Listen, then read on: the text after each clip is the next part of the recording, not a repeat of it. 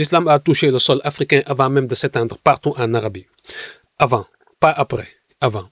Et pourtant, on continue à raconter l'histoire comme si l'Afrique était un continent vide, un territoire en attente, une page blanche qu'on est venu remplir de l'extérieur. Ce soir, on démonte ce récit, brique par brique, et je te préviens, ce que tu vas entendre va peut-être bousculer certaines certitudes, les tiennes ou celles qu'on t'a données. Mais c'est exactement pour ça qu'on est là.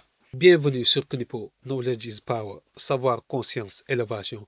Si tu regardes cette vidéo, c'est que tu as compris quelque chose d'essentiel. L'histoire qu'on t'a racontée n'est jamais toute l'histoire. Aujourd'hui, on parle d'islam, d'Afrique et de liens entre les deux. Un lien qu'on a volontairement brouillé, simplifié, réécrit. On va remonter aux origines, aux faits. Et ce que les historiens savent, mais que personne ne te dit clairement, reste jusqu'au bout. Parce qu'à la fin, je vais te parler de ce que tout ça change pour toi, concrètement, aujourd'hui. On est en l'an 615 après Jésus-Christ. L'islam n'a que quelques années d'existence. Le prophète Mohammed alayhi salam est encore à la Mecque. Ses compagnons sont persécutés. La situation est critique. Et là, le prophète fait quelque chose d'extraordinaire. Il envoie ses compagnons, les Sahaba. Chercher refuge où? En Arabie? Non, en Afrique, plus précisément en Abyssinie. Ce qu'on appelle aujourd'hui l'Éthiopie et l'Érythrée. Pense à ce que ça veut dire? Le premier exil de l'islam dans l'histoire, la première hijra, c'est vers l'Afrique. C'est une terre africaine qui a protégé les premiers musulmans quand personne d'autre ne le faisait. Le roi qui les a accueillis s'appelait Ashama ibn Abjar, le Négus, un roi chrétien africain. Et cet homme, quand les délégués de la Mecque sont arrivés pour réclamer le retour des fugitifs, il n'a pas cédé. Il a convoqué les deux camps, il a écouté, il a demandé aux compagnons du prophète d'expliquer leur foi. Et quand il a entendu les versets du Coran parler de Jésus et de Marie, il a pris un bâton. Il l'a posé par terre et il a dit, « La différence entre votre foi et la mienne ne dépasse pas la largeur de ce bâton. » Puis il a tranché. « Ces gens restent. Ils sont sous ma protection. » Un roi africain, chrétien, qui a protégé les premiers musulmans de l'histoire, par souveraineté, par jugement propre, sans pression extérieure. Est-ce qu'on t'a appris ça à l'école? Est-ce qu'on t'a dit que l'Afrique a protégé l'islam à ses débuts? Voilà un chiffre qui remet tout en place. La première mosquée jamais construite sur le sol africain a été érigée en l'an 610 à Massawa, dans l'actuelle Érythrée. 610. La conquête arabe de l'Afrique du Nord commence en 640. 30 ans plus tard, l'islam était déjà en Afrique, enraciné. 30 ans avant les premières armées arabes. Mais il faut aller encore plus loin. On parle de l'islam en Afrique comme si le continent était vide spirituellement avant son arrivée. Comme si l'Afrique attendait dans le noir qu'une lumière vienne d'ailleurs. C'est faux. Prenons l'empire d'Aksum. Tu connais peut-être pas ce nom. Et c'est exactement ça le problème. Aksum en Éthiopie actuelle était au IIIe siècle l'un des 4 plus grands empires du monde. Celui qu'on appelle le prophète perse, Mani, l'a classé aux côtés de Rome, de la Chine et de l'Inde. Pas une tribu, pas un village, l'un des 4 plus grands empires de la planète. Et cet empire s'est converti au christianisme en l'an 333. 333.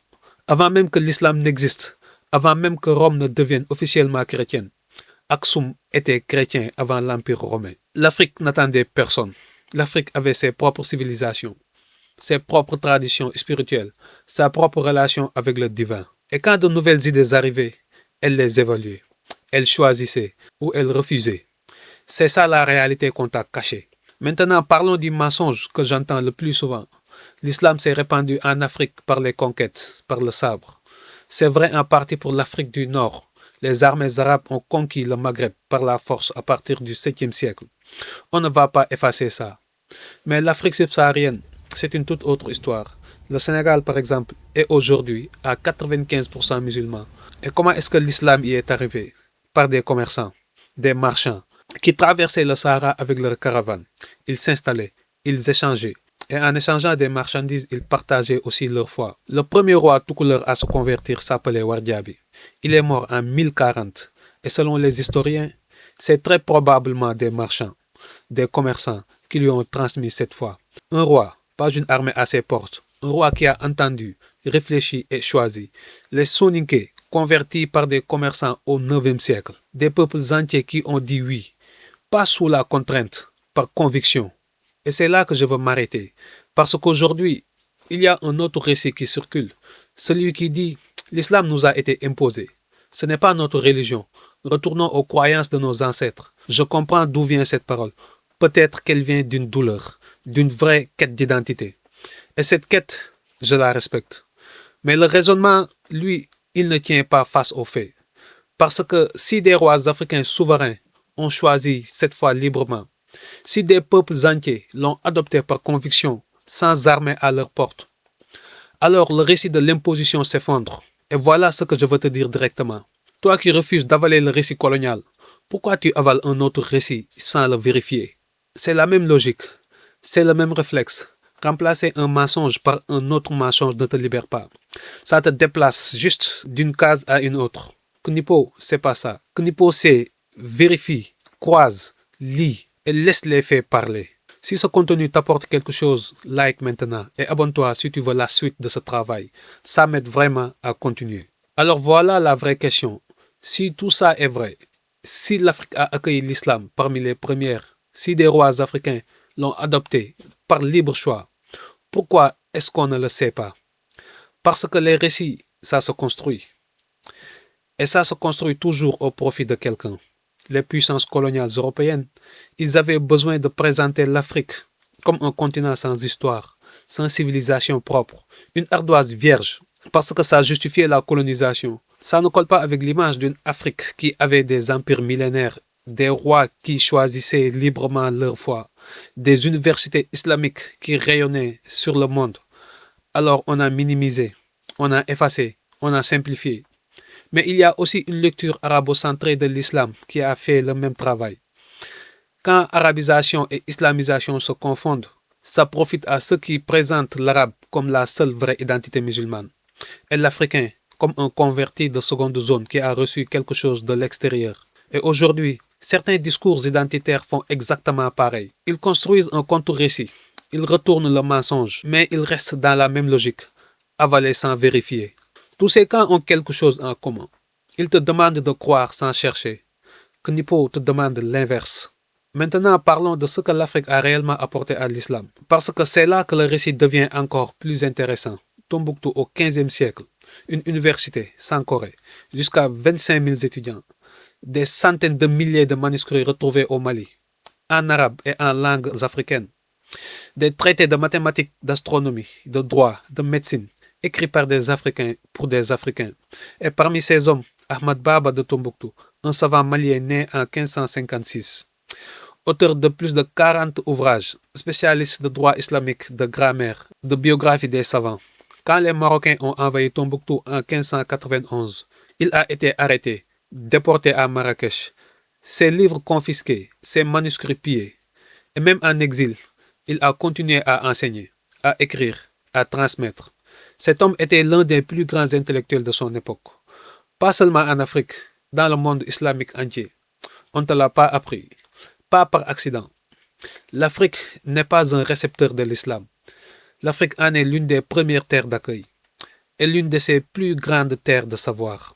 Première leçon, reprends possession de ton histoire. Si tu es africain ou descendant d'Africains et que tu te considères musulman, tu n'as pas adopté la religion de quelqu'un d'autre. Tu pratiques une foi que tes ancêtres ont choisie, librement, souverainement, après réflexion. Ce n'est pas une foi importée, c'est une foi héritée. Et la différence entre les deux est énorme. Une foi importée, ça veut dire que tu es à la remorque. Une foi héritée, ça veut dire que tu portes quelque chose, que tu as des racines. Et Allah lui-même a tranché cette question. Dans le Coran, Surat Al-Hujurat, verset 13, il dit « Nous avons créé l'homme à partir d'un mâle et d'une femelle. Et nous avons fait de vous des peuples et des tribus, afin que vous vous entreconnaissiez. Le plus noble d'entre vous, auprès d'Allah, est le plus pieux d'entre vous. » Réfléchis à ce que ça veut dire. Allah ne te dit pas le plus noble est celui qui parle arabe. Il ne dit pas celui qui vient d'une telle région, d'une telle ethnie. Il dit le plus pieux, le plus conscient, celui qui le craint le plus dans son cœur. C'est tout. Quand on te fait croire que l'islam appartient davantage à une culture qu'à une autre, c'est une contradiction directe avec le Coran lui-même. C'est une manipulation humaine, pas un enseignement divin. Deuxième leçon. Apprends à identifier qui contrôle les récits autour de toi. Ce qu'on t'apprend à l'école, ce que tu vois dans les médias, ce qu'on te répète depuis l'enfance, ce n'est jamais neutre. Chaque fois qu'on te présente une version simplifiée de l'histoire, pose-toi cette question. À qui ça profite? Qu'est-ce que ce récit justifie? Qu'est-ce qu'il efface? Peu importe d'où vient le récit, colonial, religieux, identitaire, la question reste la même. Ton travail, c'est de ne pas avaler, jamais, sans vérifier. L'Afrique n'a pas reçu l'islam passivement. Elle l'a protégé quand il était vulnérable. Elle l'a choisi souverainement. Elle l'a nourri de son savoir, de ses savants, de ses universités. Et on t'a volé cette histoire par accident, par intérêt. Maintenant tu sais, et la connaissance ça s'utilise. Partage cette vidéo, like, abonne-toi. Et la prochaine vidéo arrive bientôt. Le savoir est un pouvoir, mais surtout n'oublie pas, ce n'est pas de la magie, c'est de la constance. Peace.